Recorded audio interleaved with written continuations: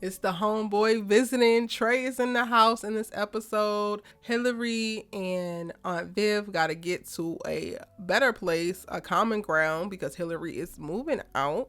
And Will got a big decision about if he's going to stay in Bel Air or head back to Philly. What's good, y'all? She gets this Erica Vane coming to you right here on Erica Vane TV with another Bel Air video. In this video, we will be breaking down episode 5 from season 1. So without further ado, let's go ahead and get into it. The episode opens on Will picking up Trey from the airport, and this is the infamous Trey visit. We did learn last episode that Rashad was actually killed, so now this trip kind of feels a little unnecessary, but it was already in the works. So let's go ahead and make it happen. He comes, and before we actually get into the meat and potato of the episode, when they arrive at the house, we get Trey who announces like his thoughts on Will and the decision to stay in Bel Air. Before we even start to think about Will actually being able to go back to Philly now because it's safe, Trey actually says it, and he's just like, yo, now you get to come home because, you know, Rashad's dead. There's no more of a threat. And Will kind of agrees nonchalantly in the moment. However, you can tell there's something that he actually didn't think about, but it becomes a thought and a topic of conversation for not only Will and Trey, but multiple characters throughout this episode. Now from there, we get to see Uncle Phil helping Hilary pack up the pool house because she is moving into this influencer house and ready to get that going. I'm so excited for Hilary as a character. While this is something that's so very new, I think that it's dope how she's exploring it, how excited she is, and specifically in media, we're going to get to see what this is going to look like. We've seen in the last 10 to 12 years the rise of the influencer, and I think Hilary's character is going to do a phenomenal job of really explaining what does a career influencer or career of influencer actually look like, or what could it look like, especially when contending with the traditional ideals, plans, and goals of parents. And I love how Uncle Phil and Hilary interact in this episode. You could tell that she is definitely daddy's girl, and while Hilary is a completely different character as opposed to the Hilary that we saw in the comedy years ago, I think that a lot of these natural themes and through lines in reference to who Hilary is as a character are still very much so present. Hilary in the original was a daddy's girl, and while she, you know, manifests differently in Bel Air, we're seeing in this moment, yeah, she is 100% still a daddy's girl, but she's a daddy's girl because he 100% sees her, he values her decisions, he doesn't really question her, he really supports her in whatever she wants to do, even if he doesn't understand it. And how could you not, you know, absolutely love that. It makes 100% sense of how we're seeing Hilary interact with her parents, because Viv, while she loves her the same, like she loves her just as much as Uncle Phil, if not more, she's asking questions and she pushing back because of that love. And Uncle Phil is using his love and allowing, or using it to allow him to just let her be and give her the freedom that she needs. Oh, it's so dope. Y'all, Carlton gonna be Carlton. He continues to Carlton throughout this episode. And while, listen, I'm gonna go ahead and say I don't like Carlton. I probably will not like Carlton at any point in this entire season. I'm probably only gonna have negative things to say about him. The closest thing that y'all gonna get from me is that Carlton is going Carlton, and he gets to meet, you know, Trey in passing. He's going to lacrosse practice. They've met before, it seems like, just by the dialogue, and Carlton don't like him the same way that he don't like Will. News flash there, right? Shout out to Mo.J. He's another YouTuber, y'all, that y'all should really check out. He does amazing breakdowns on his channel, and he is on Aunt Viv's head this season. But I'm shouting him out because from there, once we get Will and Trey coming into the house, we get to see Aunt Viv, because they come up so that Trey can give Aunt Viv some cookies from Philly that she's been missing, and she's actually painting. Mo was talking about how Viv could just be out here painting in one wing of the house, she's making excuses, yada yada yada. But now we get to see, in this episode, we get to see the struggle. It's not just easy because she don't have to worry about anything financially, because, you know, things have worked out for her. Part of the creative process is actually having creative juice and feeling flow. And I loved in this episode that with her storyline in particular, she is worrying about Hilary and if this is going to be a good decision, and sitting with the feelings of unsettlement because they're not necessarily in a great place, not necessarily speaking how they would. But then also she's trying to get back to painting, as we saw her building up to in previous episodes, and she just isn't feeling inspired, she isn't feeling talented, she's allowing imposter syndrome to creep in a lot for her, on top of the fact that she's also supporting her black husband who's running for DA in Los Angeles. It's so many things going on in Viv's world, and I think that we get to start to peel the onion back and see those things in this episode. She visits an art gallery suggested to her by a friend, and then we get to see this clear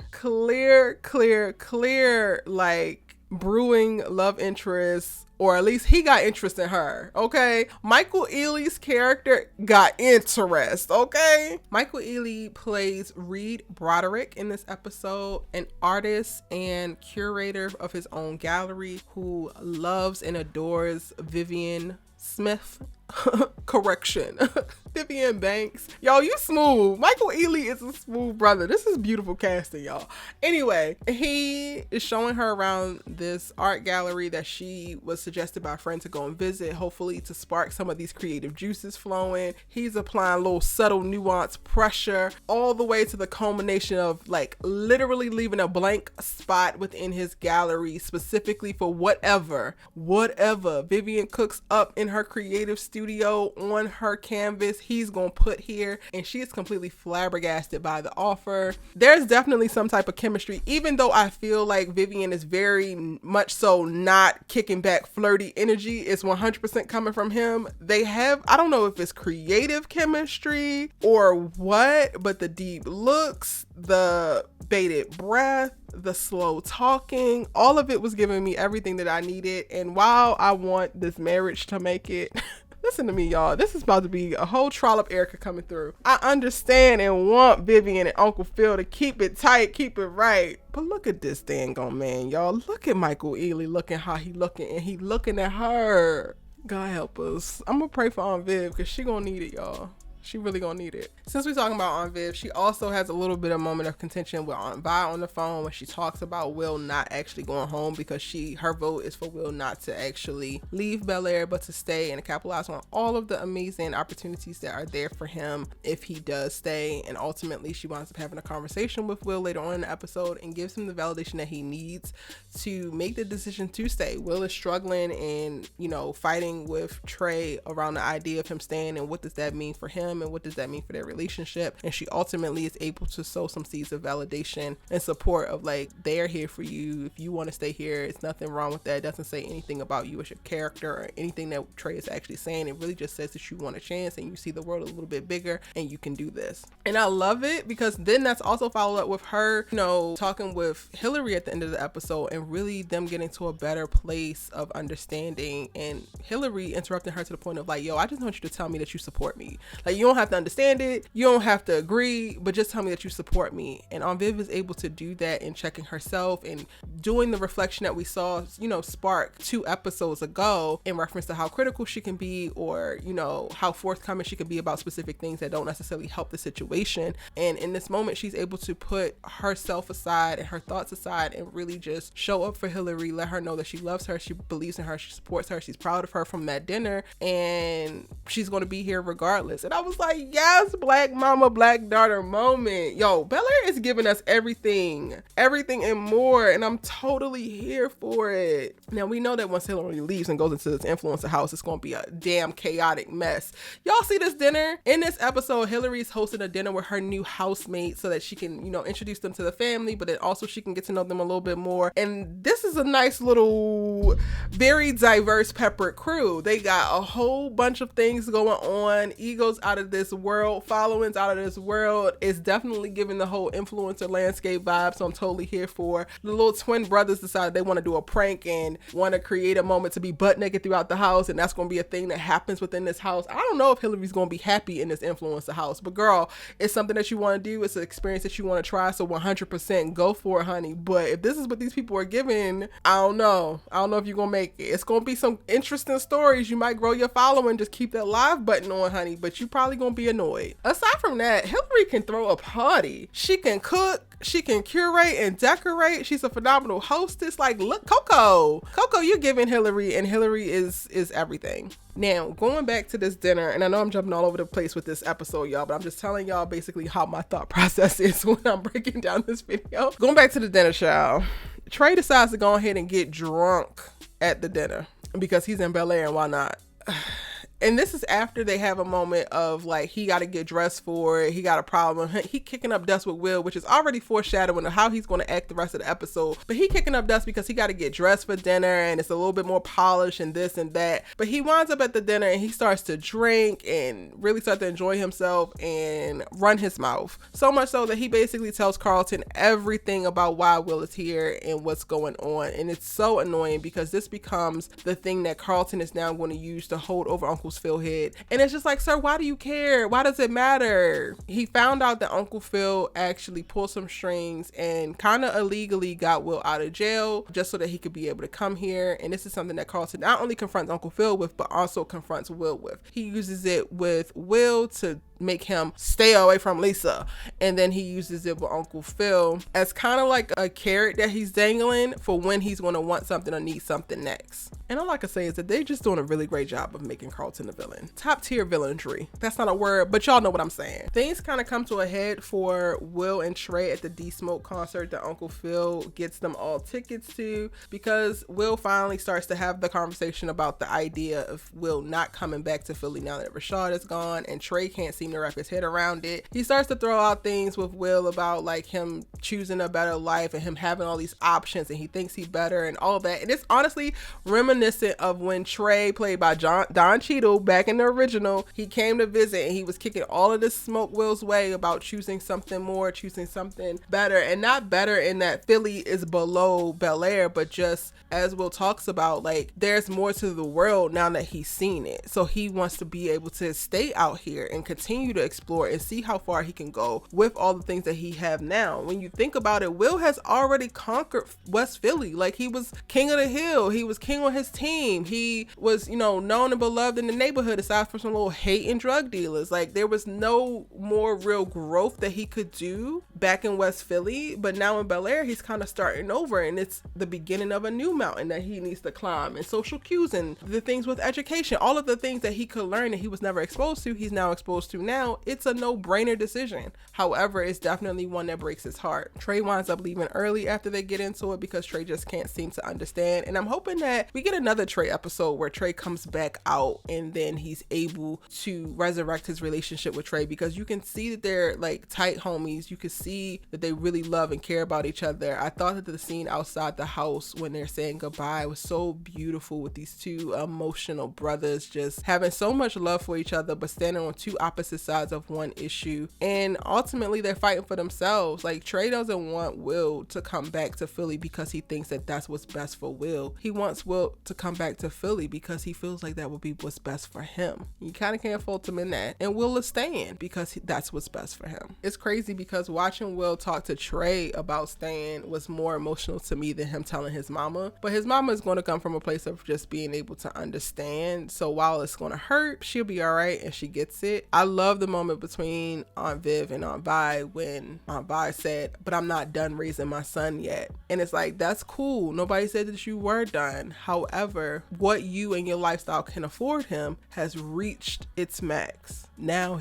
if he has the opportunity to go on to something next, be a great mom and allow him to do so. Also happening in this episode, which are little smaller stories, but very much so valid and real, and we need to talk about it. Hilary and Ashley actually have a conversation around sexuality, and I love it because Ashley's being very open with the fact that she's not necessarily saying that she's queer. She's not necessarily saying that she's straight. She's really just exploring, and I thought that this was beautiful. We haven't really seen a ton of this happen with younger people in media, and I'm excited to see it. I was waiting to see when we would get Ashley speaking a little bit more. Like, we've had the seeds of her, you know, liking a girl within their gaming group, and Geoffrey having to go and get her out of like South Central or Inglewood or wherever she was at trying to kick it with her homies and run off. And in this episode, we just get a little bit more seeds of like who Ashley is, what she's looking for, and what does she want, aside from her making little smart quips at her mom and dad about, oh, we gotta be perfect, and her running off. Also, we get to see Uncle Phil with his campaign manager and him trying to do damage control behind the fact that Uncle Phil at the skating rink last episode said that he wanted to defund the police and the blowback that's coming back from that. And his campaign manager is definitely the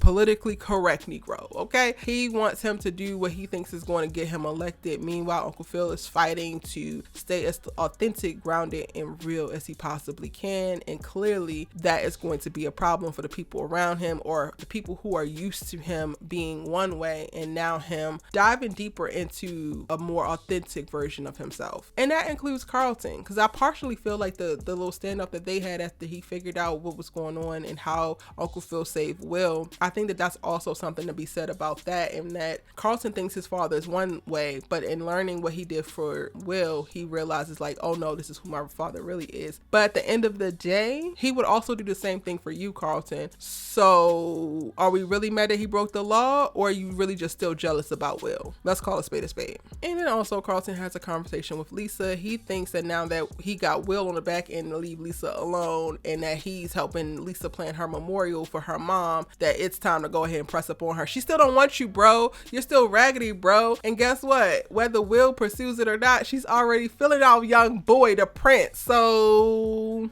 go ahead, stay mad, be mad. Y'all, we're gonna have to deal with Carlton wreaking havoc all over Will's life, because this Lisa thing is already a done deal. It's just a matter of when they make it official. So he just gonna have to be mad. All right, and that is my thoughts on episode 5. Another brilliant episode of Bel Air. Y'all, if I missed anything, let me know in the comment section down below. I'll be sure to continue the conversation and keep talking about it. Let me know your thoughts about what we have seen thus far and what you're anticipating next in the series. Again, I am enjoying it so very much. I would love to start to go live and talk about this episode or the new episodes as they release. Would y'all like to do that? If so, let me know the best time or when y'all are watching it, because it premieres at 5 a.m. Pacific Standard Time on Thursdays, and now I just need to figure out what's a good time for us to go live and actually chop it up about the show, because I would love to do so with y'all. If you're new, go ahead and hit the subscribe button and turn your bell notifications so that you don't miss out on any of my Bel Air content, as well as all of the other content I'm making around the top television series on right now. On Monday nights, I go live to talk about All American, and on Wednesday nights, I'm going live to talk about Sisters. I would love for you guys to join me on any of those live streams, as well as checking out my other content in the meantime.